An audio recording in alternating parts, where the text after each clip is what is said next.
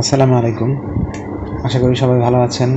Learning global ট্রেডের পক্ষ থেকে আপনাদেরকে আজকের পর্বে স্বাগত জানাচ্ছি। আমরা আজকে আন্তর্জাতিক বাণিজ্যের ইন্টারন্যাশনাল কমার্শিয়াল টার্মসের একটা ইনকোটার্ম নিয়ে বিস্তারিত আলোচনা করব। তো চলুন আমরা স্ক্রিনে চলে যাই। আমরা আজকে দেখতে পাচ্ছি আমাদের আলোচনার বিষয়বস্তু হচ্ছে FAS ইনকোটার্ম, অর্থাৎ ফ্রি অ্যালংসাইড শিপ, সংক্ষেপে FAS।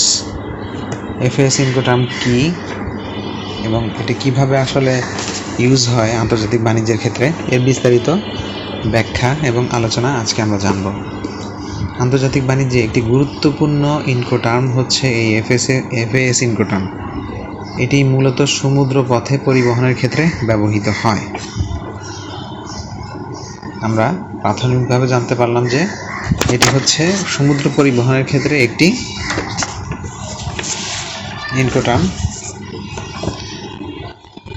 অর্থাৎ FAS ইনকোটার্ম হলো ফ্রি অ্যালংসাইড শিপ। এটি আন্তর্জাতিক বাণিজ্যের একটি শর্ত যা প্রধানত সমুদ্র পরিবহন এর অর্থাৎ সি ট্রান্সপোর্টের ক্ষেত্রে এটি ব্যবহার করা হয়।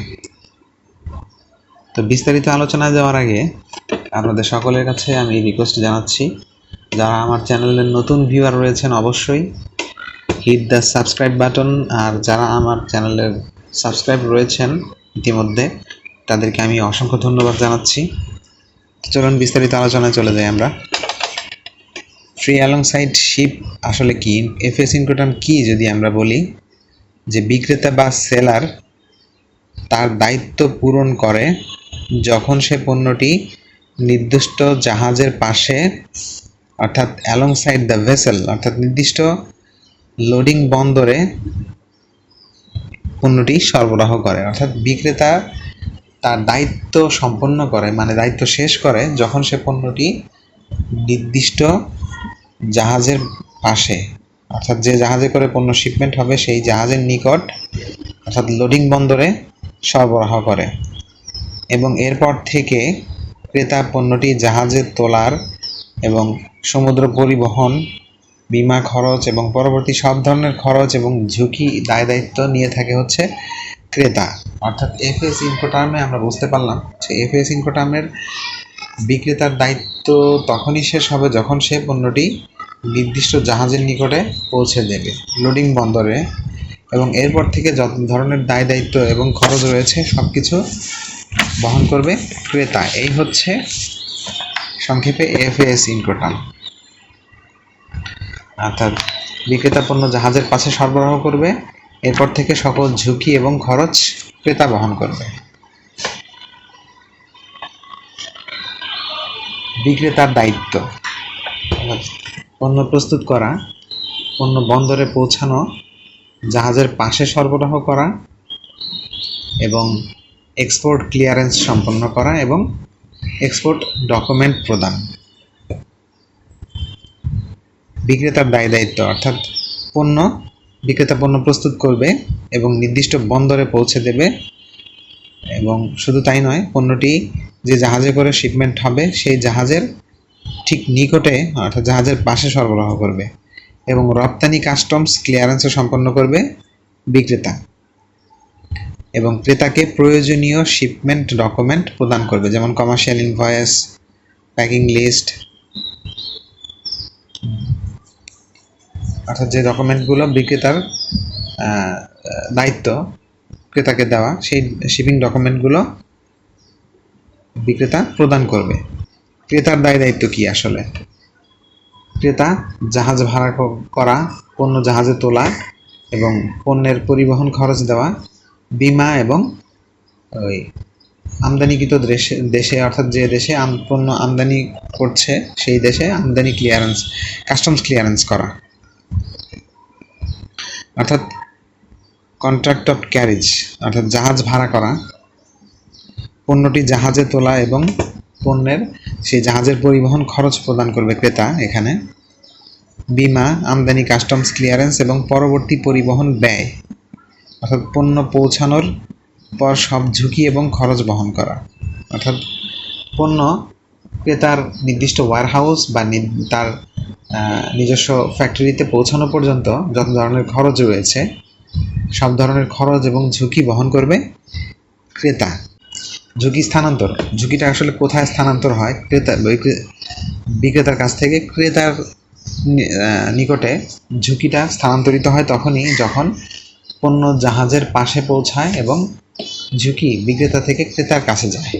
আমরা যদি একটু উদাহরণের মাধ্যমে আলোচনা করি, যেমন এফএস চিটাগাং পোর্ট ইনকোটার্ম 2020, এই ইনকোটার্মের মাধ্যমে একটি শিপমেন্ট হচ্ছে, বিক্রেতা চট্টগ্রাম বন্দরে পণ্য পৌঁছে দিবে, ক্রেতা জাহাজে তুলবে এবং পরিবহন করবে।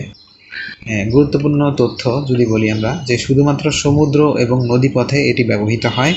এই এফএস ইনকোটার্ম বাল্ক কার্গোয়ের জন্য উপযুক্ত সবচাইতে, এবং কন্টেইনার হলে এফসিএ ব্যবহার করা ভালো। আমরা যদি আরেকটু বিস্তারিত উদাহরণ দিয়ে যদি আলোচনা করি, যে ধরুন বাংলাদেশে একজন বিক্রেতা চট্টগ্রাম বন্দরে পণ্য সরবরাহ করবে, তো ক্রেতা হলো ধরুন ফ্রান্সের একজন আমদানিকারক। চুক্তি হলো যে এফএস চিটাগাং পোর্ট ইনকোটার্ম 2020, বিক্রেতা পণ্যটি চট্টগ্রাম বন্দরে এনে জাহাজের পাশে রাখবে এবং বিক্রেতা রপ্তানি কাস্টমস ক্লিয়ারেন্স সম্পন্ন করে দেবে। এরপর থেকে ক্রেতা সেই পণ্যটি জাহাজে তুলবে এবং জাহাজ ভাড়া দেওয়া, সমুদ্রপথে পরিবহন খরচ, বিমা খরচ এবং জাহাজের পাশে পণ্য সরবরাহ করার পর যত ধরনের ঝুঁকি রয়েছে সেগুলো বিক্রেতা থেকে ক্রেতার কাছে স্থানান্তরিত হবে। ঝুঁকি স্থানান্তরের পয়েন্ট, অর্থাৎ ঝুঁকি স্থানান্তর ঘটে যখন পণ্য জাহাজের পাশে পৌঁছে দেওয়া হয়। জাহাজে ওঠানোর আগেই, অর্থাৎ পণ্য জাহাজে তোলার আগেই ঝুঁকি বিক্রেতার কাছ থেকে ক্রেতার কাছে স্থানান্তরিত হয়।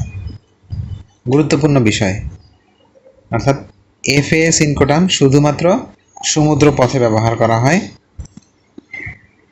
সংক্ষেপে যদি বলি আমরা, যে এফএস হচ্ছে জাহাজের পাশে পণ্য ডেলিভারি করা, এরপর সব দায় দায়িত্ব ক্রেতার নিকট স্থানান্তর করা।